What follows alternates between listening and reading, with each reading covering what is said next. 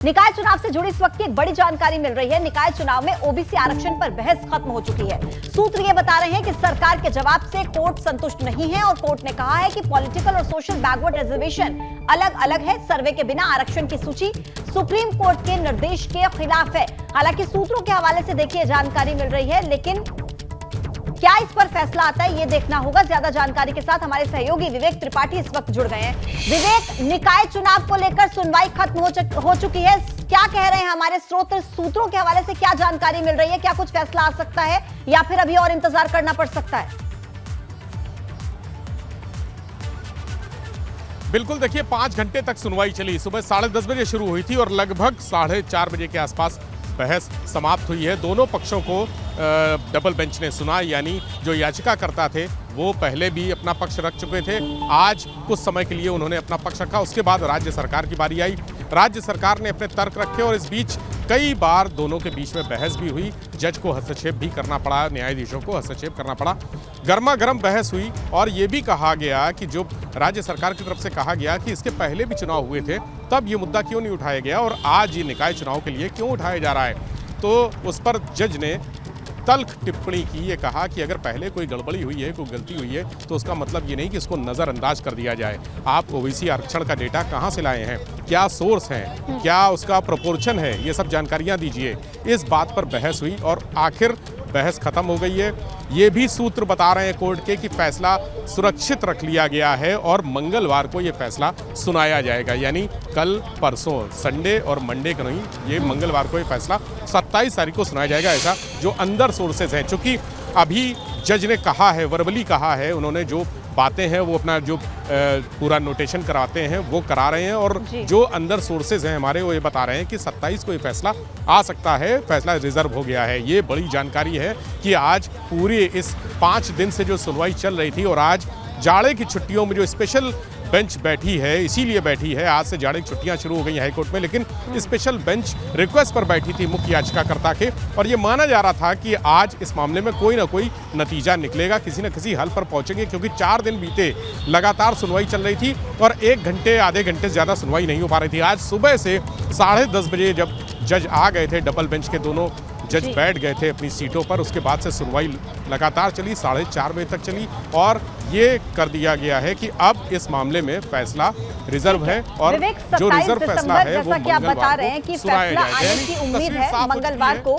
लेकिन इस बीच सवाल ये है कि क्या कयास लग रहे हैं, क्या निकाय चुनाव अप्रैल तक खिंच सकते हैं या फिर उससे पहले निकाय चुनाव हो सकते हैं? कुछ जानकारी, कुछ ऐसे कयास क्या भी लगाए जा सकते हैं?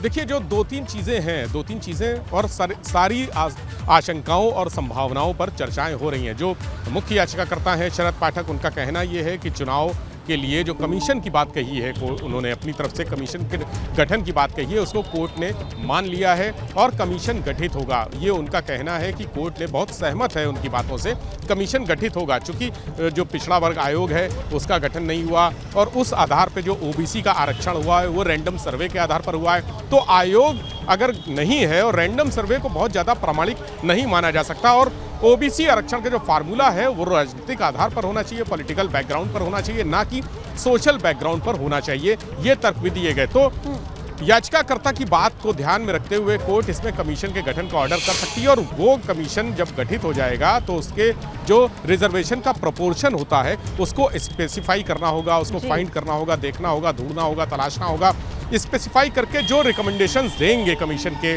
जो लोग होंगे, कमीशन के लोग अपने रिकमेंडेशन देंगे, उसके आधार पर राज्य सरकार एक नया आरक्षण, ओबीसी आरक्षण का फार्मूला तैयार करेगी। ये लंबी प्रक्रिया है, महीना भर 2 महीना भी लग सकता है, इसलिए अभी जनवरी में, क्योंकि लगातार विपक्ष की तरफ से इस बात के आरोप लगाए जा रहे हैं, जिक्र किया जा रहा है कि सरकार सही तरीके से कोर्ट में पक्ष रख नहीं पा रही है और अब जिस तरीके से सूत्रों के हवाले से खबर मिल रही है कि कहीं ना कहीं कोर्ट भी संतुष्ट फिलहाल नजर नहीं आ रहा है। ऐसे में क्या सरकार के किसी मंत्री की तरफ से, किसी प्रतिनिधि की तरफ से कोर्ट की सुनवाई के बाद कोई प्रतिक्रिया सामने आई है क्या? देखिए, अभी तो कोर्ट का आदेश, जो लिखा पढ़ी वाला आदेश होता है, वो नहीं आया है। अभी तो कोर्ट सारी बहस, दोनों पक्षों की बहस सुनने के बाद जो वर्बली नोट कराते हैं, बोल बोल कर नोट कराते हैं, अंदर भी ये प्रक्रिया चल रही है। यानी मैं कोर्ट के बाहर खड़ा हूँ, हाई कोर्ट जो नई इमारत है, नई बिल्डिंग है, उसके बाहर खड़ा हूँ और ये प्रक्रिया अभी अंदर चल रही है। और सबसे लेटेस्ट जो जानकारियां हैं वो एबीपी गंगा अपने दर्शकों को दे रहा है, अंदर से जो फिल्टर होकर इंफॉर्मेशन आ रही है। अभी तो कोर्ट लिखवा रहा है, वर्बली कह दिया है कि फैसला 27 को सुनाया जाएगा, अभी रिजर्व है। लेकिन लिखा पढ़ी में चीजें नहीं है। हालांकि यहाँ पर कोई पॉलिटिकल आदमी भी नहीं है। जितने हैं, जो शनिवार का दिन है, छुट्टी का दिन है, कोर्ट में बहुत कम चहल पहल है। जो वकील हैं, 27 PIL दाखिल हुई थी और 27 PIL से जुड़े हुए लोग यहाँ पर मौजूद हैं।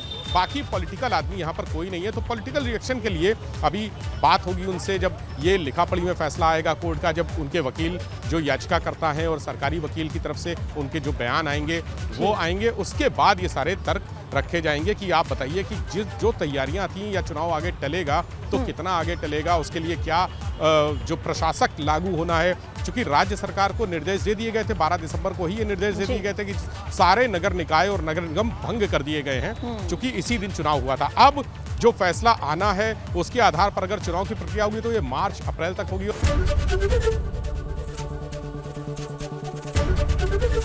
एबीपी गंगा, खबर आपकी, जुबान आपकी।